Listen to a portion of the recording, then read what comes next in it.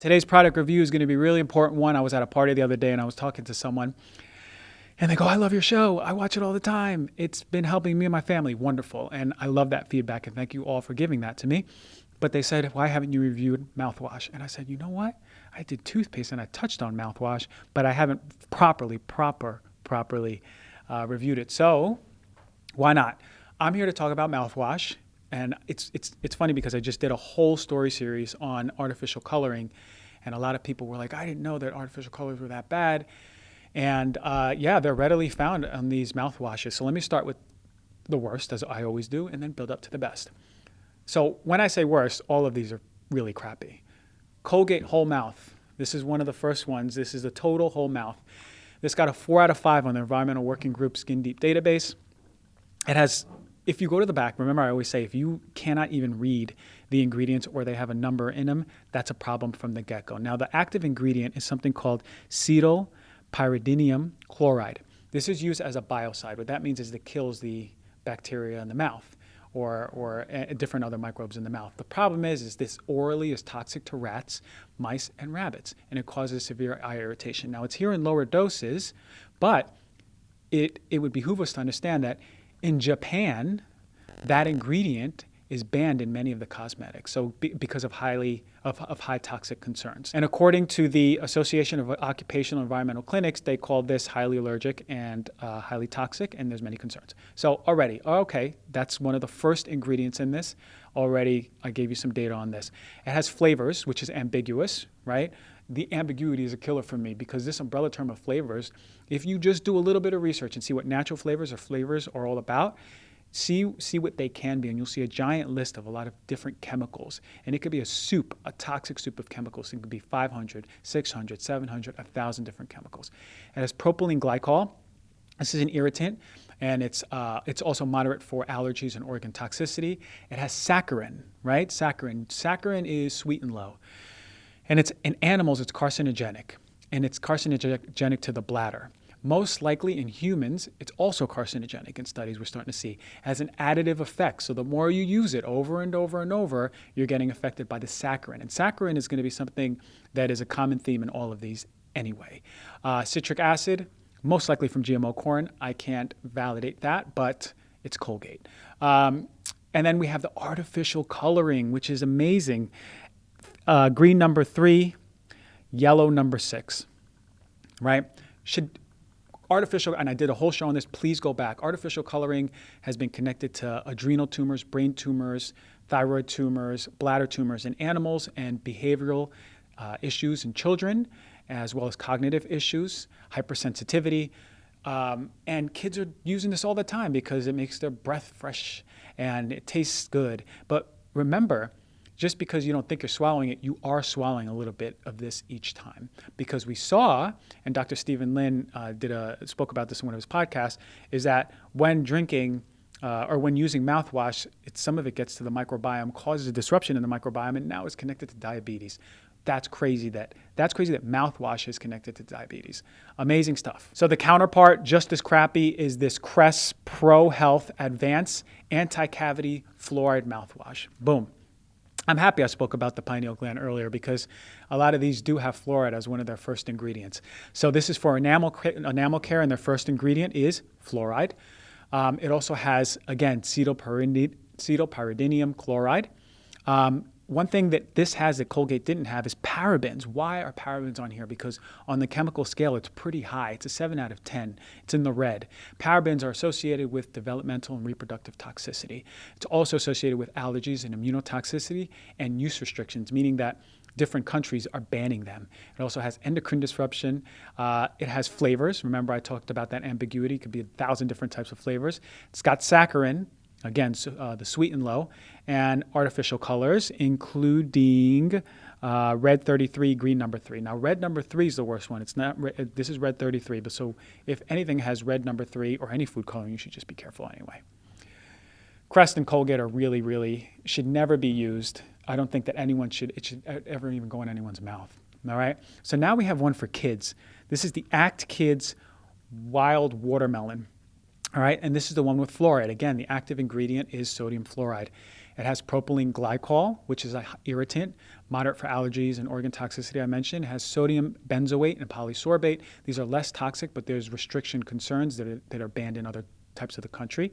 But again, the big thing, two big things, is that this has food coloring, yellow number 5. It has the fluoride, and it's given to children, right?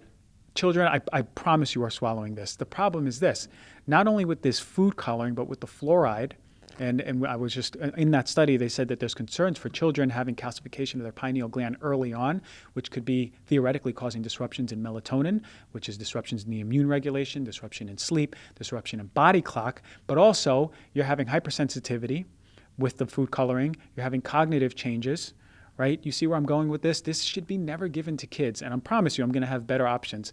But I just want to point out, just because it's your dentist is recommending it, doesn't mean it's safe. And I did dental school for 2 years, and I promise you, most dentists do not know about this type of stuff. They know about teeth, wonderful.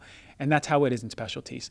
But when you have to understand how the body works as a whole, and if you're exposing your oral microbiome and now your gut microbiome to these type of things every single day, we got a problem. So Listerine, Fresh Burst, number 5. This might be one of the most popular ones. It was a 4 out of 5 in toxicity, so pretty high in itself. It has multiple additive exposures the more you use it. There's concern for bioaccumulation in the body. To be honest, this one was less worse than the first 3 I went to, but not that much worse. I mean, not that much better. It has yellow 10, green number 3, sodium benzoate, as I mentioned about those ingredients. It has the saccharin in here. So really, I still don't understand why it's not used. Now, the active ingredients are a little bit different. It doesn't have the fluoride or the acetylpyridinium chloride. It has eucalyptol, menthol, methyl salicylate, and thymol. So semi-safer ingredients, but again, I just don't think Listerine is something that should be used every single day. Now look, if you tell me that you're about to do a talk and you go to the office bathroom and there's Listerine in there and you take a shot of Listerine, great, okay. But if you're telling me you're doing it every single day, then that's a problem. The next one, ACT, anti-cavity. I pull this one out because it says number 1 dentist recommended fluoride brand. This reminds me of when I did the product review on Enfamil and it said number 1 pediatrician recommended. And I don't know why, this is just a testament to what I was saying. A dentist will know teeth, and that's it, for the most part from their training. Now, it takes a lot of outside training to understand everything else, which is something that my good friend Peter Lynn does as a dentist. He's way more forward thinking. Now, the biggest problem is fluoride. Why is fluoride in here? It shouldn't be in here. Again, there's not enough data to even show that fluoride does much for teeth anyway. We need to pay close attention to fat-soluble vitamins. That is what's keeping our teeth strong, not fluoride. So this is number 1 dentist recommended. It has 0 alcohol. Great. Fluoride, again, I mentioned about the pineal gland. It has the ambiguous flavors, whatever that means. Could be 1,000 different types of chemicals. Known irritants in here, known allergens, known carcinogens in here. Risk for other toxicity. This is the overlap that we're starting to see for everything. It's like a toxic Venn diagram. They basically share pretty much all the same chemicals. And then you put this in your child's mouth. That's a big problem that I have. So but the number 1 thing I'm going to say is stay away from those antiseptic mouthwashes. It's going to affect your oral microbiome. It's going to affect your microbiome. It's going to give you a dose of fluoride, the ones that are fluoridated. It's going to give you a dose of chemicals daily, some of which have additive exposures the more and more you use them. Now, I'm going to go to the more natural ones. The 2 that I want to bring up is Tom's of Maine, which were actually bought out by Colgate. So just if that comes as a surprise, you should know that they were bought out by Colgate. They have a fluoride mouthwash. Again, you know how I feel about fluoride. I won't repeat that. But the nice thing about Tom's is that there's no animal testing, sustainable, or no artificial flavors, colors, or preservatives, which I can get behind. Great.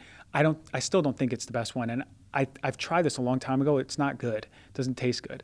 The Wicked Fresh one had a 3 out of 5, which was lower than these, which was better. 3 out of 5 in toxicity, 5 out of 5 is the worst. This is the fluoride-free one. Their natural flavors, it's not ambiguous like flavors. It comes from natural oils, usually from mint and aromatic plants. It has sorbitol and xylitol, which can cause issues for people with SIBO. It's derived from corn, they said, which I don't like because this is not organic or non-GMO. So again, you're swishing around with something that's derived from likely genetically modified corn, which has a high exposure to glyphosate.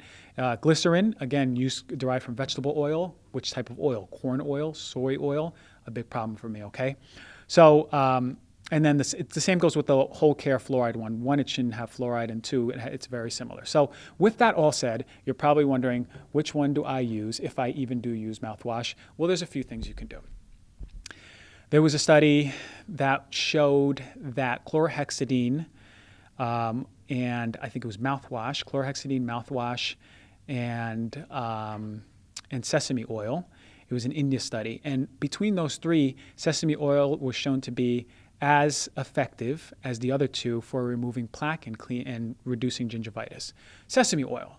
The same goes for coconut oil, right? So if you're pulling with any of these, which are really Ayurvedic techniques, you're going to be having the same effect as using these guys.